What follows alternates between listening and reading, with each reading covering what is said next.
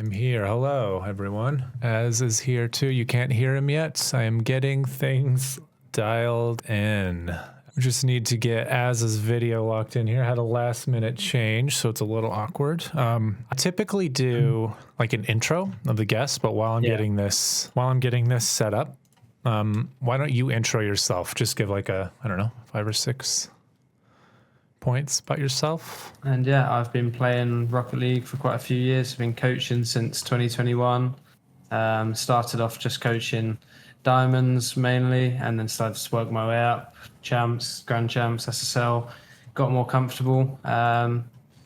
Freelance mainly. And then I started wanting to coach a team. So started relatively low down, just picked up any team I could, anyone that was willing to take me, and I've worked my way up from there. Got to a top 16 last season, and then that's when I got into contact with Trophy, and here I am. You talked to me about the top 16 a little bit, actually. Yeah. What kind of things? Just let's talk first. So, sorry, I'm doing 2 things at once. My brain doesn't work. You're good. What does it mean? So let's take before you were going to go for it. Like, what does it mean for you to be like, I'm like ready to do this? You know what I mean? Yeah, I mean, I guess I kind of knew when I was like applying. I'd helped lots of people previously, like throughout the ranks, like Bubble, SSL. Like I knew I could coach the high level, so that gave me a little bit of confidence. And it was just, could I coach them live and like quickly, no preparation, just there and then, spot mistakes, communicate them in an effective way. And it was definitely a hard transition. Like when I first started it, I was like, okay, I think I can do this. And then you start your first session, you're like, damn, this is a lot harder than I thought it was going to be. So it took a bit of getting used to, but then slowly, just like anything really, the more you do it, you get your confidence up a little bit. And that's what happened. Got my confidence up, and that's what enabled me to coach higher. And then we went from there.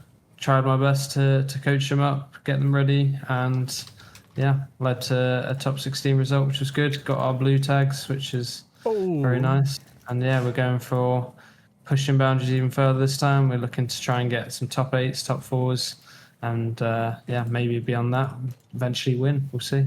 Talk about the preparation, what it takes, because I don't think people actually like understand the difference between just playing in ranked and then deciding to be in a professional setting, which RLCS is certainly that. What are you describe your like coaching approach here, I suppose. What is happening? Describe like are you doing analysis? How does it work? Yeah. So there's like multiple aspects to a team, obviously. I mean, you've got like how the individual plays, how the team plays, where their kind of mindset is at, making sure they're developing, they're actually playing. So like, I mean, some part of it is almost like just kind of managing them and making sure that they're doing what they need to do. Another bit is just making sure that they're in the right headspace. Like if you're going into a game, you're losing, and then all 3 of your players are just arguing, blaming each other like that. That's not a good position, and that's where I would need to step in. So I guess like normally what I try and do is just set up daily scrims, have them play every day together as a team, get that connection. As well as that, they need to be playing ranked. Like they need to be grinding the game as much as they can, getting those games in, getting the repetitions, getting used to playing and improving. And then I can get like a general basis of where they're at. Yep. And then from there, we'll go into I'll raise a couple points live, say, look, while we're in this game, let's focus on this. And we'll see how they take on that feedback, see what kind of feedback works, see what feedback doesn't. So more just kind of initially when you first join, just kind of understanding each player and how they learn, how they work together, and how effective they are at taking on board your advice and whatnot. That's good. And then from there, just go over replays a little bit more, develop some plans. Like if they're struggling on a particular aspect, like maybe like they're rushing their first touches or something, I'll give them like a little training plan that will help them practice that and make sure they're getting that down. And yeah, I'm happy to host one-on-one sessions, 3v3 sessions. Like it's just whatever they really need at the time. Like it's very dynamic, and that's what you need to be, really, just as dynamic as possible. Yeah, I mean that makes sense. I've heard, so my exposure to RLCS level coaching, and in fact coaching in general, is like players don't necessarily want to grind. Players don't want to like they don't want to be told to do more work. And then I think probably at the highest level, players are very in tune with what they need to do to improve. And so they don't want to hear about a training regimen because they already have a very well-defined sense of what that means. So I know coaches like Eversax are like famously like behavioral gurus. I don't know what the right word is, but they're like behavioral encouragers. They're just trying to get the vibes right. You know what I mean? So what is your perspective on that? Like, how do you tread the line between like giving players feedback in a way they want to hear, and then also like bringing them to a point where you see that they can actually compete at the certain level, you know what I mean? Yeah, I mean, I've been quite lucky. Like everyone that I've teamed up with really has always had that mindset of wanting to actually put the work in. So like anyone, I tend to tailor like selecting a team based on willingness to learn, because if you pick up someone who's not really willing to learn, there's only so much you as a coach can do. So I make sure that like before I even start, they're actually willing to take on my advice. And that's why just the general scouting of like live coaching and seeing how they actually take that on board is important to me, because I want someone that's able to actually think about what I'm saying and implement that. So I guess that's what I look for. What sort of things stand out to you with that? Like, let's say, for example, my team at the moment, they sometimes have issues with, like, they'll just instantly charge back underneath the ball, like near side, and it just makes things a little bit awkward, causes a couple of double commits. So occasionally I'll say, look, we're still doing this. Can we fix it? Or like, and then I'll watch, I'll see, and normally they end up correcting it a little bit. They may drop back into it a little bit as habit, but that's something that's like a long-term thing that we'll continue to work towards. But the short term, you can see that happen live, really. Just so if now this is like potential players who would maybe, or potential pro teams who would want to work with you, what does it look like? What does it mean to you to be a player who's willing to like adjust and take in advice? What does that look like in practice, practically? I don't know. I guess like just not just taking it when it's given, but actively asking for it as well. Like if I'm coaching someone and they're like actually saying to me like, what should I do here? Or what are we doing wrong? Like things like that. And then also bringing ideas to me, like saying, I think this, what do you think? Like that's very important. Like it's very helpful. And ultimately, if I don't know the answer, which sometimes is the case, I'll just have a little discussion to say we'll get there in the end together. But it's just kind of that understanding of working together and reaching an understanding together of what needs to be done, and then putting in a plan to actually implement that. Like it's all well and good saying you're going to do something and saying you'll work on something, but then actually going to do it is another thing, and that is equally as important as just recognizing it in the first place. Yeah, I mean, it can be hard to want to do better, as we all know. Okay, so let's rewind a little bit. What is it like getting started in Rocket League for you? Like, when did you first see the game? What first like attracted you to it? Yeah. Well, I first saw it, like my brother was just playing it. I didn't get it for a few years after that. But yeah, I first saw it then, just once he left his computer alone, and I just played against some bots for like an hour. And yeah, I was quite happy when I scored a goal from the halfway line, and it was just a tap in. So Yeah, I remember that. And then I started to actually get like I installed the game myself when I was playing GTA with someone, and he was just like, "Hey, why don't we try something else?" And I was like, "Sure." Okay. And he played Rocket League, so I was like, "May as well pick that up as well." When was Yeah, that? so he was 2021, Oh, not okay. too long ago. Post COVID. Interesting, or whatever. Yes, yes, Current, yeah, in the midst of COVID. So free to yeah, play time. Wow. So you've had good progress then. It hasn't, how many years has that been? It's 4 years, right? That's pretty good. So yeah, from GTA to yeah, RLCS coaching. That's pretty awesome. yeah.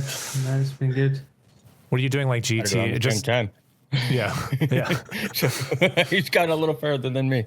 Yeah, same, bro. If we just do the unk, we'll call it unk status and be done. That's all good. What were you doing like GTA RP or anything like that, or were you just playing like GTA No, online? just not mine. Yeah. Okay, I was kind of like the player where I'd got to a point where I was like level 340 or something, and nice. like whenever you'd see the people come in and just terrorize the low levels, I'd just kind of jump in and try and defend them. That's what I You would. spent my time doing, and that was fun for me. What's I forget the name of the like flying motorbike, quote unquote The motorbike. Press them up. Yeah. The troll, the agree for a classic. Yeah, I was so hyped when exactly. I got that thing. To be real, I was like, yes. I didn't troll people, but Yeah. at least getting away. Okay. Yeah. So you go from like that early gameplay, and then why did you start coaching? Like when we're, because not everyone is. One thing I will say for Rocket League, if you get involved with like amateur leagues or anything, the willingness of higher level players to coach lower level players or lower ranked players is there. It's like just natural, and maybe Yeah. that's true about every game, but in Rocket League, it's at least as true. So it seems like a natural impulse. But what got you to start that actually? Yeah, so I mean, I actually started coaching when I was Champ 2. So I got like, I think I Nice. got to Champ 2 relatively quickly in a couple 100 hours. And then from there, I just thought, I mean, in life, I think the best way to learn is to teach. So I thought I might as well get stuck in, try help other people, and maybe that will help me realize a couple of things about my own gameplay. And like learning to analyze other people's games is a good way to learn to analyze your own and then figure out what you need to do to rank up. So it started as that, just as a way to get better myself, and that helped me get to GC very quickly and then progress through GC. And yeah, I then found out that you can get paid by doing it at the same time, which is definitely handy. Yeah. So yeah, that helped me kind of stick with it definitely. And yeah, kind of nowadays I spend more time on the game coaching others than actually playing it myself. Yeah. So yeah, it's kind of become my main focus within Rocket League. Really, is just helping other people. Yeah, I think what you just described is just like a natural result of needing to look at replays. There's no quick way to do that. You know what I mean? Like, Yeah, if you could look at a stats sheet and somehow derive like the kind of granular pieces, then that would be nice. But I think we just have to. I'm sure you have methods for going quickly through a replay. I've seen a lot of the times with people who are experienced coaches, they don't need to spend a ton of time on like the entire replay. Versus like if I do it, I need to spend, I don't know, 30 minutes or 40 minutes maybe. I'm quicker now, but it's still like, it just takes a minute. So yeah, I think it's just like a natural result of the way that we get to, we go through, or we have to go through Yeah. a replay even. But it's all about balancing the time, I guess. So I think this is interview stuff, but since we're getting questions in, it looks like I saw you answer one. My God, my Twitch chat window is so tiny. I'll actually just make it bigger. Let's see, Sparrow. It looks like you got one of them already, but I think Sparrows, if you had to coach a fully mechanical low IQ team versus a highly intelligent low mech team, which would you prefer and why? That's funny. I don't know. I feel like while I do both mechanical and like game sense coaching, I feel like naturally it's a lot easier to coach game sense. So I don't know. I feel like I would personally take a mechanical team over a game sensey team, because then you can always teach the game sense. Like you can get them to work together and get them to work, and then when they have that, then they'll be very good. Whereas trying to teach someone mechanics, it's quite hard, and there's only so much you can do. Like I can tell someone to do like what they need to do, but them doing it is like entirely on them, a lot more than game sense. Like for example, like for a lot of mechanics, I know exactly how to do the mechanic, but doing that with my fingers while thinking about what I need to do with my fingers is the challenge, and that's where it gets hard. So I guess the main thing that I can help on really is game sense. So I would say that.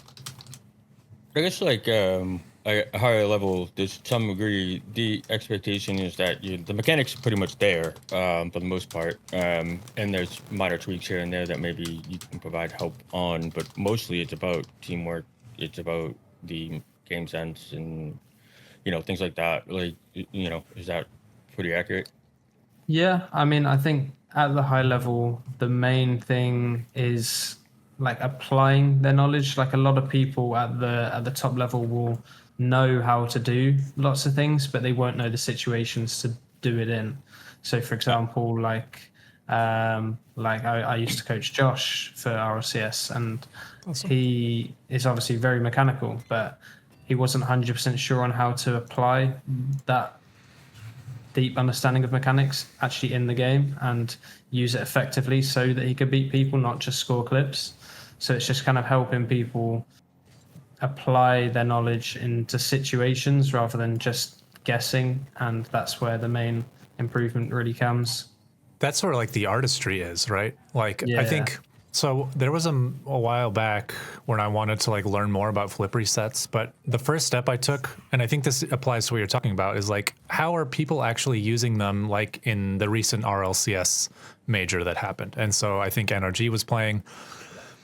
I just watched Beast Mode use flip resets the whole time, and the majority of them were not for scoring opportunities. The majority of them were just to like beat another player.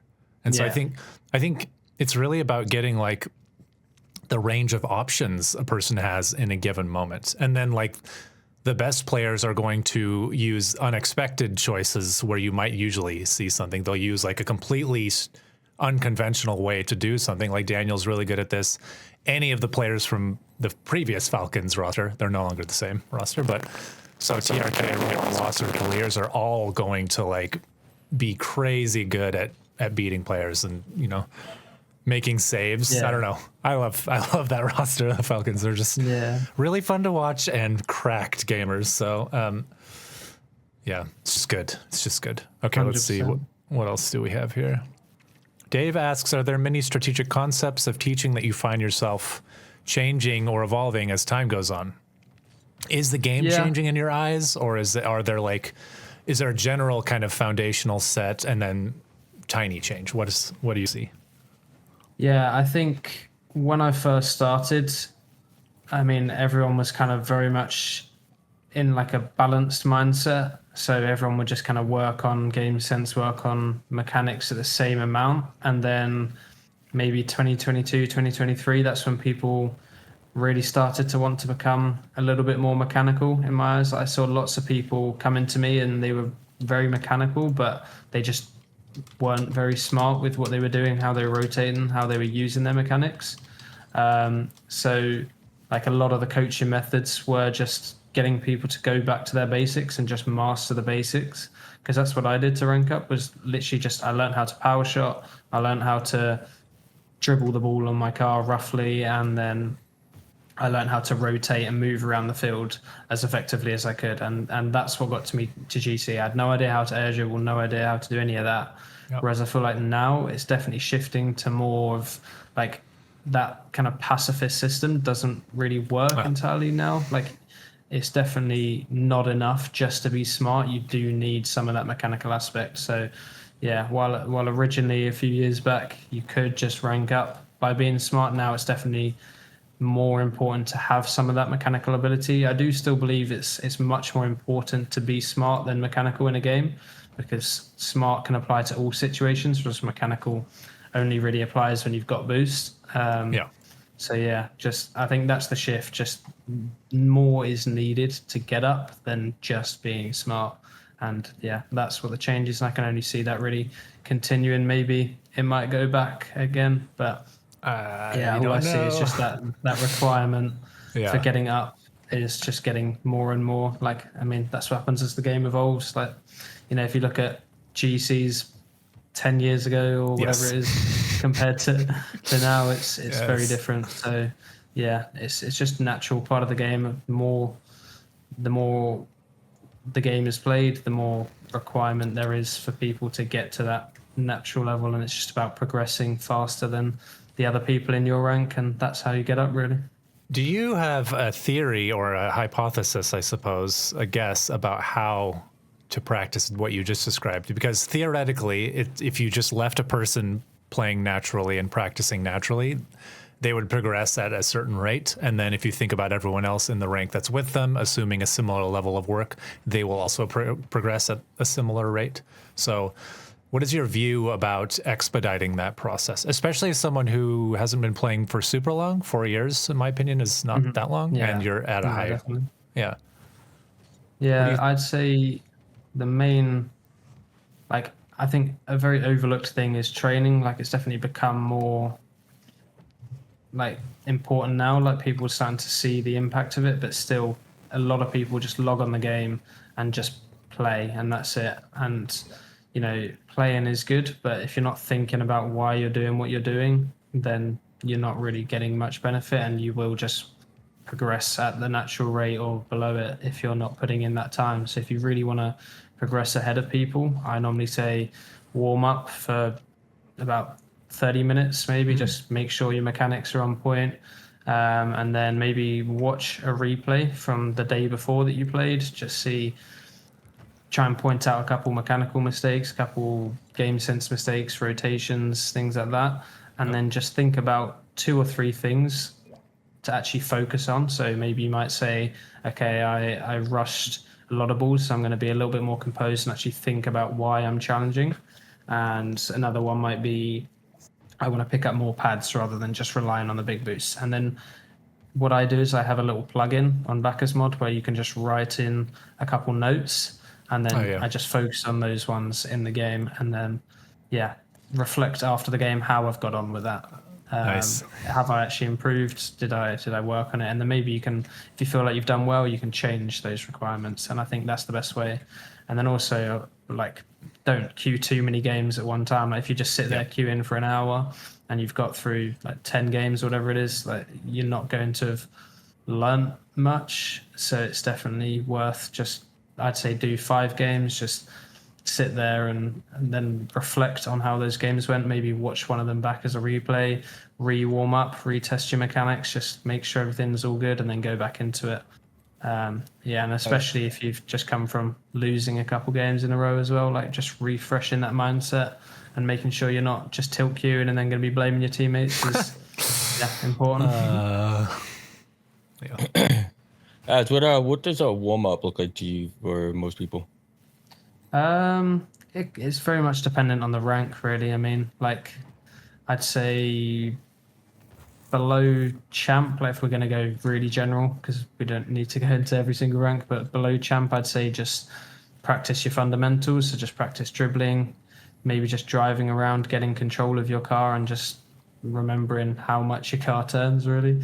Bouncing the ball, how to catch it, how to hit the ball hard, how to hit the ball soft, you know, like controlling your touches a little bit, something like that for like 5 minutes. And then maybe dribbles, like I said, do a little bit of something fun. Like, it's definitely important to do something you actually enjoy. Like, a lot of people forget that this is a game. Like, the main thing is you're meant to enjoy it. If you're not enjoying it, you're not going to learn. So maybe just spend 5-10 minutes just practicing air dribbles, practicing air roll control or something like that, and just getting used to how your car moves.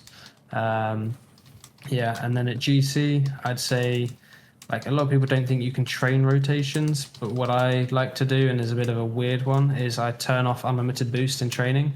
Nice. Just have my ball cam on, leave the ball in the middle, and then just drive around picking up pads, and just making sure I'm hitting those boost paths without, like, looking at them, so I can practice knowing where they are. So if I am rotating back, I don't have to turn my ball cam off, and I can actually keep watching the play and being aware of what's going on while rotating and picking up boost. Because at the end of the day, getting information at the same time as rotating is the best way to make your decisions. And then SSL, I guess, is just practicing, like remembering the things that you struggled on before, and then just practicing those again. And so maybe you struggled with like the first touch after a flip reset, just for 10 minutes, just drill getting that first touch after a flip reset. Because at that level, it's very much the minor little things and just getting consistent as possible in anything you can do. Ooh. It's good. It's good. I am reading stuff that's not on this stream. Okay, I think Sparrow has a bunch of great questions. How do you approach teaching controlled chaos? This is actually really good. Rocket League's all about flowing, so I think that's... I'd say, again, that one just comes to applying your knowledge from different situations and thinking about like how you can go about that. So that's why paying attention while you're actually playing is very important. If you literally just sit there and just play and don't focus on anything, then you're not learning. So if you think about, okay, I've made a mistake there, why is that a mistake? What should I do next time? And then next time you get into that position, you can think, oh, I got into this position last time and I did this and it went well or it went badly. So this time I'll do something different. And that's where it comes. And then also just like, while it is chaos, trying to organize yourself within that. So be predictable for your teammates, be unpredictable for your opponents. Like change up your flicks. If you're just doing the same flick every single time or the same attack every single time, you're going to get predictable. But, if you switch it up for a fake or maybe change a 45 degree for just an insta flick, you'll catch a couple people off guard.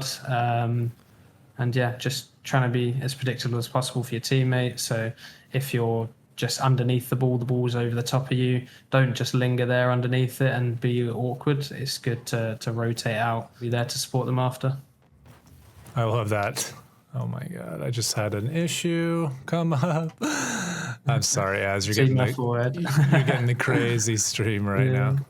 Can we talk a little bit more about the beginning? So how did you get into RLCS coaching? I know you said actually let's talk about Rocket League Help. So you start coaching people. How do you get into Rocket League Help? What's that process like? Well, I just kind of joined it initially as a way to help, like me get up. Like they had a bunch of helpful resources in there on how to improve. So I used that, and then I saw an advertisement for like saying they needed coaches, and I was like, you know what, I'll give it a go. I'll see how I get on. Applied, didn't really expect to get in, and they gave me a chance. So kind of just learnt on the job there, and now fast forward, I've been head coach there for a few years now. Nice. What does head coach mean at Rocket League Help? I know a little bit. I've heard like Smitty talk to me a little bit about it, but explain that a little. So my main role is kind of just manage the other coaches as well. So let's say a coach doesn't really know what to do in a certain point, let them know, or like offer coach training as well. So if they're wanting to get better as a coach, I can kind of advise them. I can sit in on a session and just give them some feedback and let them know what they're doing well, what they can improve on to help them coach a bit better. Yep. Like everyone's got their unique style. So I don't like to just say my way is the only way, but like just kind of offering a couple points that I know people tend to appreciate, kind of things like that, as well as, handling those applications. So being the person who said yes to me initially, like I'm now the one saying yes or no to people that apply to coach. I think there's people in chat who are your appreciators. Three people. That's cool. I think he sounds like he knows what he's talking about. Yeah, I definitely agree. Oh, there was I think air charge shout out you did a little bit ago. I heard it. The passive, what was it called? What's the air charge thing? Pacifist system. Yeah, the pacifist system. That's right. That's right. Yeah. Are there any like Rocket League communities that you're obviously Rocket League Help is the ones that you're part of? Are there other communities that maybe when you were coming up you were part of, or that you noticed and you appreciated? Our Charged is obviously one, but are there any others? I kind of just, it might sound a bit boring, but I just kind of watched a lot of the pros plays, like apparently Jack, Rettles, Yes. things like that. And I just kind of watched them play Squishy as well, and just Sure. saw what they were doing. And often they'd talk through things while they were doing it, say, oh, I've done this wrong, or I've done this right. So that was definitely helpful, kind of understanding that. And then I think apparently Jack used to do some like reviewing replays of people, so I used to watch them and kind of take notes on how he coached and took that. Oh, I forgot that he did those. You're right. Yeah. He used to do a lot of stuff like that. That's funny. Well, he does. I know he does like the TRN stuff now, but that's cool. Yeah, I think Squishy had a really good series from like 3 years ago, maybe, where it was like a 0 to hero type thing, and I think he was only using mechs that were appropriate at that rank. So like he would like hold off on doing a mech until he actually saw someone do it. That series helped me out a ton, just because he's like, well, we don't even need to flip here. We don't even need to be boosting. Like I could just not boost and we can still win. And he was able to do that up to like, I don't know, champ 2 or something. Like he didn't even need all the things that players do where they're like frantically flipping around the field and like, last minute heroic gameplay. He was like completely just calm and not needing to do any of that stuff. Yeah, Sparrow, you're right. Flakes is another. Yes, Flakes as well. Forgot about that. The OG, almost. That's the one everyone shouts out. That one gets a little criticism because he did like the clickbait no mechs thing, but clearly when you watch his gameplay, he like uses drift in a very good, controlled, precise way.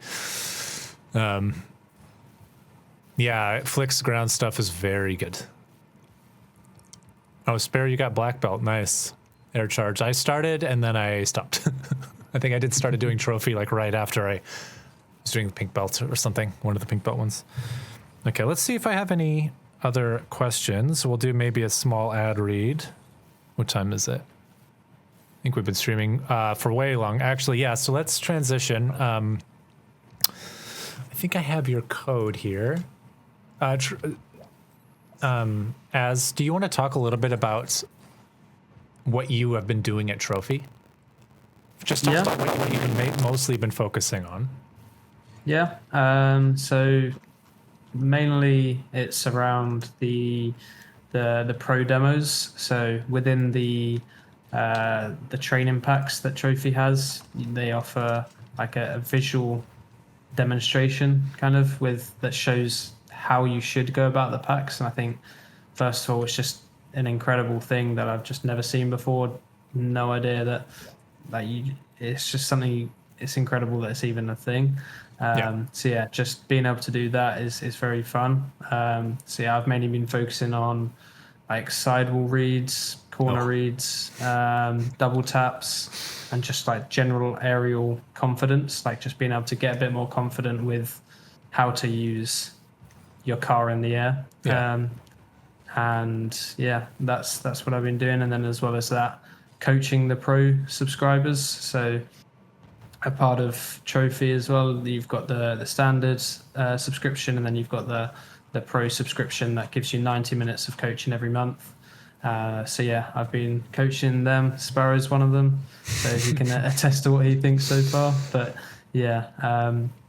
coaching them, and that's been good. Everyone's been so nice so far, so it's been really easy to work with them. That's awesome. Yeah, I've played with Sparrow, so I'm sure he was good already, but whatever you've been doing also, I think, is contributing to... I love playing with him because I can make mistakes, and then he makes up for them. So that's nice. Let's see. We got another one. Oh, best duo when he was playing. What is the context here, Justin? I used to play with Justin every now and again. He did. The OP duo. What rank was that around when you guys were doing that? I don't know. It was very like random. I think that GC1, GC2ish. Yeah. Love that. Okay, so sidewall reads. I know that stuff can be particularly challenging when you're making like the training packs that people get to consume. Describe the process behind that a little bit. Let's give people a tiny peek behind the curtain in as much so far as you can. So I guess the first thing you got to do is just find a training pack that suits the skill you're trying to help people on. So yeah, first things first, get that. So I've got a nice little pack for sidewalls and all kinds of redirects. And then I've got to attempt it myself when I get a shot that I'm happy with, or I think is a good example of the shot I'm trying to show. I can then just like use a function in the game where it basically clips it and memorizes everything, like the entire sequence of my car during that, and then just check it over, upload it, and then it gets approved and added to the app. So nice. Yes, it is a process. It is a process, and one that we are continuously refining to. I know we're trying to make it easier to have more packs put in there, as you and I have tangentially not worked together on a pack, but I've gotten insight into your process. I know we're developing trees that you are specifically crafting. Each creator we're doing that with. So a lot of exciting stuff coming out. And let me just flash the website here. Let's see where I put it. Side scroll. So if you are liking what you're hearing by Az, which I do, I think is awesome. The level of knowledge is insane. Feel free to navigate to the website, use his creator code to support him, support Trophy, and you get 12% off for 12 months, I believe, which is honestly a pretty good deal because Trophy's not too expensive. I think it's pretty reasonably priced considering you get an increasing amount of training packs, statistical breakdowns, which we are continuously improving as well. So stuff is getting dialed in. Okay, let's see, and we'll do the fancy and if new. you sign up for the premium plan though, right? You can get coached by Coach Az, right? Yep. Which is sick. What's I think. that like? Yeah. What is that like? What's the coaching like? Yeah, I mean, Sparrow in the chat, he'd be a good one to say what he thinks. But yeah, it's just 90 minutes a month. I think so far it tends to be either an hour and then 30 minutes or 45-minute split. And then we can just have like an initial check-in, just see how we're getting on, see what mistakes are being made. And then from that, we kind of have a little follow-up and just make sure that we're hitting those points and improving on them. And if we are, then good, we can find new points and new areas to work on. If not, we can kind of reevaluate how to go around improving that. So yeah. It's nice. That's nice. I think, honestly, the fact that the coaching is rolled in is pretty amazing. I was breaking the price down, and it's not too bad when you consider, especially like an RLCS level coach. Okay, that's pretty good. That's pretty good pricing. Okay, good. We're getting good feedback. Things are starting to work now, finally. 40 minutes into the stream. Things are working well. Let me see. Do I have any additional questions? So, let's talk a little bit more about RLCS stuff. So, when you were selecting Team Sunsetter, is that the team that you coached? Yeah, that's one of them. One of them. Okay. Why did you select them, or why did they select you? I know it's probably a duo, like two ways type selection process. But Yeah. can we get an inside look into? You did describe a little bit about this at the start, but a little bit more like how did you actually end up with these specific players? We talk about what went well during the run and what other things that improvements that could have happened, that sort of stuff. Yeah. So, I mean, I first started off coaching a team. Trying to think now, it was a while back. I think it's called 7 Time, and that was mainly it was like a French org.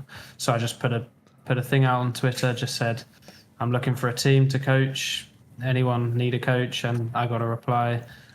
from their manager, and I just said yes. I mean, I just wanted a team. I didn't care what level they were at. Just wanted to get my kind of foot in the door almost. So started with them. Had some, just pretty average results. Those kind of levels, they kind of change team pretty much every split that there is. So we did a couple together, and then a couple players wanted to go elsewhere. So I thought, you know what, I might as well look for a couple new options and see what I can do. And then my coach, so at the time I was having a couple coaching sessions from a guy called Beastbound. He's a very good coach, also RLCS. Yes. So I said to him, like, how did you get into RLCS? And he basically said same as what I'm doing. So yeah, I asked him if he knew anyone that was looking for coaching, and he passed me on to someone. And yeah, I messaged them. They asked me to kind of show what I knew, try that out. I also actually tried for Cux's team as well. Oh, you did? Unfortunately, missed out on that one. Yeah, a little bit, but yeah, that was awesome. Like just being able to sit in a call with like one of the greatest in the game and just kind of tell him what to do. Like, it was kind of weird, but yeah, no, that was definitely fun. But yeah, I can only imagine. That's crazy. Yeah. That is crazy. Ended up going to Sunsetter, which had Pulse Josh on it, so that was good. Oh, I see. Yeah, that was his team. Yeah, I see.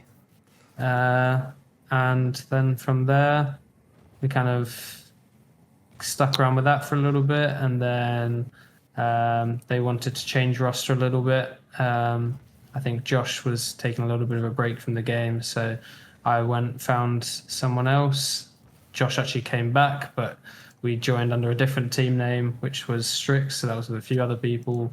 And then, yeah, that one again, that was just a bit of fun while we were waiting, because it was like one of the last bits of the season, and then I wanted to get into something more serious. So I messaged a guy in APAC and said if he wanted a coach. He said yes. I tried out, they liked me, and yeah, here we are. Now I'm coaching Team Praise. Wow. That's crazy. When did the journey start then? When did you start doing RLCS level? So when was that Beastbound call, I guess? Yeah, I'm trying to think. Probably 2 years ago now, maybe. Yeah, okay. I think about 2 years. So halfway through maybe Dang, that's so crazy. Holy. Yeah. What is your so not only did you only start playing 4 years ago, you were halfway through that, you were already a RLCS coach. Give me a break. It's crazy, bro. Meteoric type rise. Let's see. Yeah. Okay. I don't know. That's insane. Beastbound is dope. I watch his stream, not as much as I was like a month ago, but I try and catch them when I can. And his like Arita, I think you told me about it. Yes, the Arita system is pretty great. I think it's a very logical way to look at Rocket League. I think people can like make Rocket League way more complicated than it is. It's not any crazier than just like see what's happening on the field and then react as quickly as you possibly can. If you can read the ball, that's good, but I don't know, just pointing your car even in the correct location. Justin says you taught him how to score an open net, which is like probably one of the hardest things to do in the game. Yeah, so impossible challenge. Justin, he still struggles. Impossible challenge. Well, you mentioned Reddles earlier. Even he struggled with the open nets recently. So rip. No, Reddles is one of my favorites. Actually, I shouldn't have said that. Shout out to Reddles. Okay, I think we're nearing a close here. This has been really informative. If there are any last minute questions for Az, it's been super awesome getting to talk to you, man. I don't know. Every time I get to communicate with you about Rocket League stuff, I always like learn a little bit, which is, I guess one of the perks of working at Trophy. But sorry, Sparrow. Yeah, let me scroll up. Let's see. Sparrow did have. Do you believe ones can really improve your gameplay as there are no teammates? That's an interesting question. Yeah, definitely. I think ones is normally the fastest way to improve, but it's important with that to balance it, because it's all well and good being able to play by yourself, but like being able to be a good teammate is something that you can't learn from ones. So it's important to make sure you are keeping up with twos as well. I would say, however, threes is probably one of the most useless games for learning, to be honest, because you barely touch the ball, and it just, like, having that extra security of two players behind you gives you a bit of false hope when you then go into twos and ones. So yeah, Yep. just making sure that you're like, yeah, I'd say sticking with ones and twos. If you can do, what I'd say is you select multi-queue, click twos and ones and queue them both at the same time, and that way you're gonna get a good feeling of both, and then you're not only learning one and then forgetting the other, and then going to learn back the other one and then forgetting the other. It's learning both at the same time. You're not the first person that I've heard say kind of avoid threes. What other than the fact that it's time on the ball, like how does twos translate to threes? Because eventually everyone's got to be able to figure out threes. Because if you actually want to play on a team, they're on threes, usually. So how do you justify sort of that kind of a statement when threes is somewhat of a different game than twos? Yeah, I mean, I guess threes, I personally say, I'd say get to GC1 in twos before you like play threes. I'm sure you can do a little bit socially, but the problem is in low ranked threes is that it's just chaos most of the time. Like, a lot of people diving in, and you end up just hesitating because people are just making mistakes all over the place, which is just not really constructive, because then you end up either playing really aggressive just to play the same as everyone else, or you end up playing really passive, sitting there and doing absolutely nothing. So twos is good because you learn how to play with a teammate, you learn how to like not overcommit, and then when you come to threes, you just have that extra security. I guess the main problem people have transitioning from twos to threes is the rotation, because normally if you're rotating in twos, you go from first man to second man, whereas in threes you got to go from first man to third man and then back to second man. Whereas the main mistake that I see people do in threes is they'll just rotate from first and kind of just sit back behind the ball again, and that means two people are there, and that's what causes the double commits. So yeah, I think if you are going to do threes, doing it more in a six-man setting where people are actually there to improve, not just queue when they're drunk at 12 at night. Like, I mean, that's what it feels like most people do when they are playing threes, to be honest. So yeah, it's that's what I'd say. I think the weekends are particularly bad for that, by the way. It's crazy. Holy. Yeah, I think it makes sense. I think threes is like not easy in terms of rotation stuff. You know what I mean? There's a lot of nuance. Twos is the same, to be honest, but I mean there's a lot of nuance, I should say. Yeah. But it's easier to see the right choice in twos. It's like, oh, there's a gap on the field here. You don't have to like pay attention to where third man is really. If you're after your first man's and you're like rotating back, you're like, oh, I'll just cut or I'll just keep going. Threes is like crazy. And then I can only imagine if fours continues, like it's just like a whole other level of complexity. I don't even know. We'll see. Yeah. We'll see what Psionics does. I think we're good. I think we did good. So, Az, do you have any final words, final shout outs you'd like to say?